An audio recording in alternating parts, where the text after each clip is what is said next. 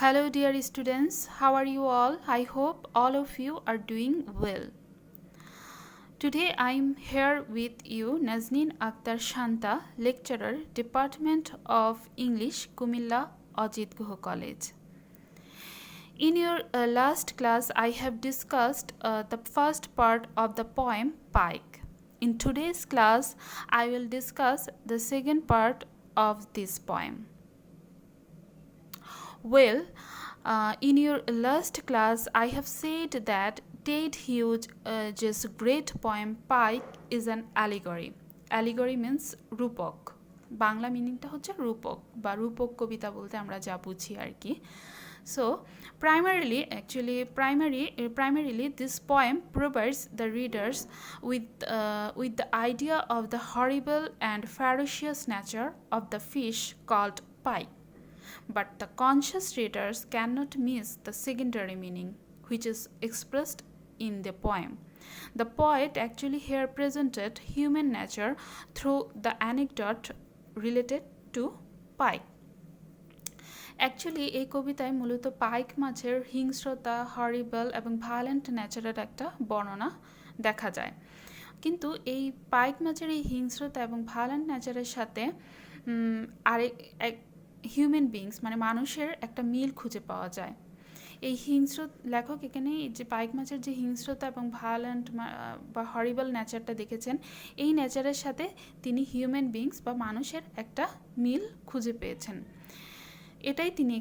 এটাই হচ্ছে এই কবিতার সেকেন্ডারি মিনিং এবং এটা প্রকাশ করতে কবি এখানে পাইক মাছের হিংস্রতা প্রকাশ করতে কবি এখানে ছোট ছোট কিছু অ্যানেকডট মানে ছোট গল্প বা অনুকাহিনী দিয়ে বোঝাতে চেয়েছেন তাহলে আমরা চলো কবিতাটা পড়ার চেষ্টা করি 3 we kept behind glass jungled in weed 3 inches 4 and 4.5 feet fry to them suddenly there were 2 finally 1 okay the first anecdote যে ঘটনাটা বলছে the first anecdote narrates the story of 3 pikes that were kept behind a glass অর্থাৎ তিনটি গ্লাসে একটি glass বা অ্যাকুয়ারিয়ামে তিনটি পাইক মাছ রাখা হয়েছে আর actually the glass here refer to the glass of an aquarium অর্থাৎ অ্যাকুয়ারিয়াম গ্লাস বলতে আসলে এখানে অ্যাকুয়ারিয়াম বুঝিয়েছে সো অ্যাকুয়ারিয়ামে তিনটি মাছ রাখা হয়েছে and the pikes were of different sizes. The smallest one was 3 inches long and the medium one was 4 inches long and the largest one was 4.5 inches long. তিনটা মাছ তিনটি different পাইক মাছ এই অ্যাকুয়ারিয়াম বা গ্লাসে রাখা হয়েছে and বলেছে enough weeds were provided in the aquarium. In fact, the aquarium was so filled with weeds that it turned into a jungle of weeds. The pikes were supposed to eat the weeds. The pikes were also provided with fry. Okay? Fry মানে হচ্ছে ছোট মাছ weeds মানে হচ্ছে আগাছা so অ্যাকুয়ারিয়ামে enough পর্যাপ্ত পরিমাণ ছোট ছোট মাছ এবং আগাছা রাখা হয়েছিল পাইক মাছ যেন তার খাবার খেতে পারে বাট লেখক নোটিস করলেন suddenly it was found that one of the pikes was missing in the aquarium actually লেখক নোটিস করলেন যে একটা পাইক অ্যাকুয়ারিয়াম থেকে missing because it was eaten up by any of the rest 2 pikes কারণ যে দুটো মাছ ছিল ওদের অ্যাকুয়ারিয়ামে পর্যাপ্ত পরিমাণ খাবার থাকা সত্ত্বেও এই তিনটি পাইক মাছ করলো কি তিনটি পাইক মাছ যে কোনো দুটি অপর একটি মাছকে খেয়ে ফেললো So finally, one pike was found in the aquarium. Last দেখা গেলো একটা পাইক মাছ রয়েছে অ্যাকুয়ারিয়ামে So probably it was the largest pike that devoured the other 2. So এটা ভাবা হচ্ছে যেটা একদম লার্জেস্ট ওয়ান একদম বড় মাছ সেই মাছটা কী করলো ওই অপর দুটি মাছকে কী করলো খেয়ে ফেললো পর্যাপ্ত পরিমাণ অ্যাকোয়ারিয়ামে খাওয়া ওদের জন্য খাওয়া থাকা সত্ত্বেও তারা কী করলো, একে অপরকে খেয়ে ফেললো। So from this anecdote we can understand that pikes are so ferocious that they are not satisfied with whatever wheat and fry are provided to them. They are genetically modeled to devour other living beings. অর্থাৎ বোঝা গেছে যে তাদেরকে যতই খাওয়া দিয়ে দেওয়া হোক না কেন তারা এতে সন্তুষ্ট নয়। তারা হচ্ছে জেনেটিক্যালি ওরা হচ্ছে মডেলড, এরকম তৈরি হয়েছে যে ওরা তাদের নিজেরই স্বজাতির কাউকে খেয়ে ফেলতে পারে যে কোনো সময়।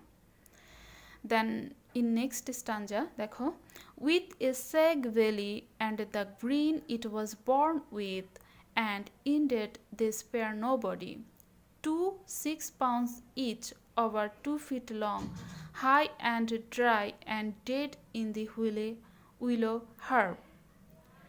One jammed past its gills down the other gullet, and the outside eye stared as a vice locks the same iron in this eye, though its film shrank in death. The second anecdote মানে second যে ঘটনাটা বর্ণনা করছে pike মাছের, সেটা হচ্ছে the speaker tells about the death of 2 pikes of similar size and weight. Here a pike tried to devour the other pike that blocked in the throat of the devourer. অর্থাৎ একটা জারের মধ্যে বা কিছুর মধ্যে যে দুটো পাইক মাছ আছে এবং দুটো পাইক মাছ অলমোস্ট সেম সাইজের, এবং তারা তখনও করলো কি একটা পাইক মাছ আরেকটা পাইক মাছকে খেয়ে ফেলার চেষ্টা করলো, এবং ফলশ্রুতিতে যে পাইক মাছটা খেয়ে ফেলছে তার সিমিলার সাইজের পাইক মাছকে এটা তার গলায় আটকে গেল। তাহলে এতেই বোঝা যাচ্ছে পাইক মাছের হিংস্রতাটা। Then in next stanza, a pond I fished 50 years across, whose lilies and muscular tanch had outlasted every visible stone of the monastery that planted them. Okay, and still legendary depth, it was as deep as England. It held pike too immense to stir, so immense and old that past nightfall I dared not cast. Okay, the third anecdote is related to the fishing of the poet in the pond of a monastery. The pond where the speaker used to fish was 50 years in length and breadth, and it had legendary depth, and it was as deep as England.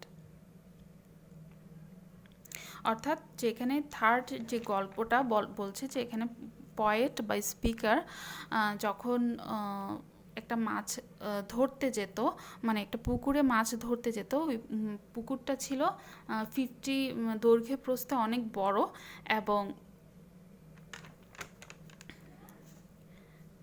এবং ওখানে পাইক মাছেরও দেখা পেয়ে যেত, এবং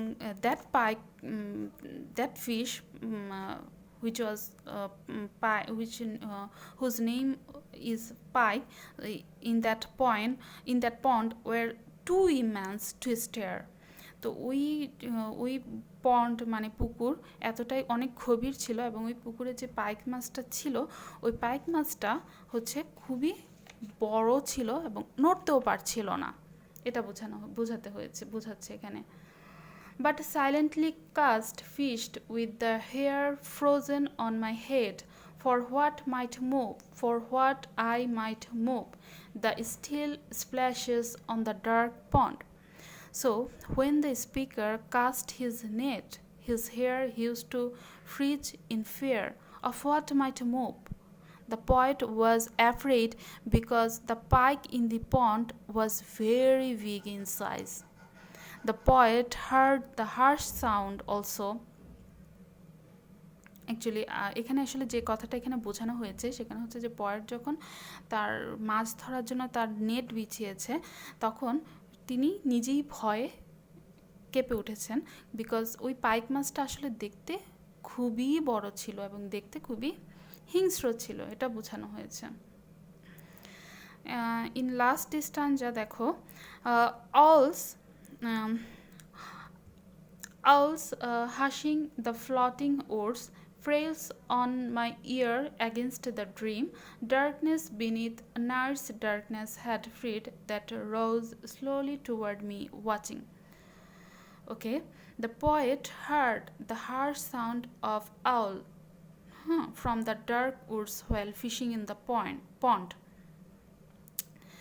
So the darkness of the wood is further darkened by the darkness of the night. The predator kept its eyes on the poet, the prey, and moved slowly towards him to engulf him. Actually, সোজা করে যদি বলতে চাই তাহলে বলা যায় যে the poet went to catch fish in an old pond. poet একটা পুরনো পুকুরে গেল, দ্যাট ওয়াজ মিস্টেরিয়াস। পুকুরটা দেখতেও অনেক বড় এবং গভীর ছিল। দ্যাট টাইম ওয়াজ ইভিনিং, সেই সময়টা ছিল বিকেলবেলা। And the pond was full large pikes, ওখানে অনেক বড় বড় পাইক মাছ ছিল। And the poet was frightened as he was conscious of the killing nature of the pikes.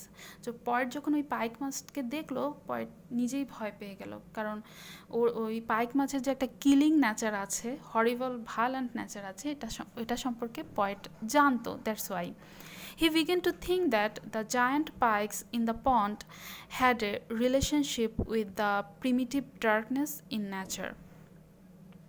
He was afraid to think that an image of thick darkness was moving towards him, keeping eyes on him.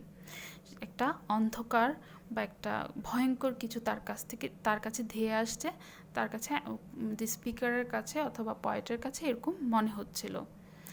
So actually all the images are here used by the poet to convey the idea of horror, ferocity and violence in pike as well as in human beings and nature.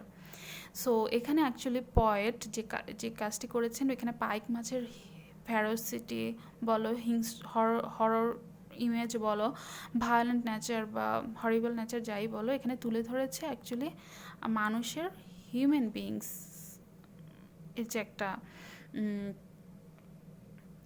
Human বিংসের মাঝেও যে এরকম কিছু আছে পাইক মাছের মতো, এরকম হিংস্রতা, এরকম horror, এরকম ভায়োলেন্ট নেচার যে মানুষের মাঝেও আছে, তিনি তা পাইক মাছের মাধ্যমে বোঝাতে চেয়েছেন। Actually the idea of cruelty and violence of human beings have got a beautiful expression through the pikes. অর্থাৎ এখানে পাইক মাছের মাধ্যমেই তা আসলে একটা পরিপূর্ণ তিনি বর্ণনা করেছেন মানুষের এই হিংস্র নেচারের।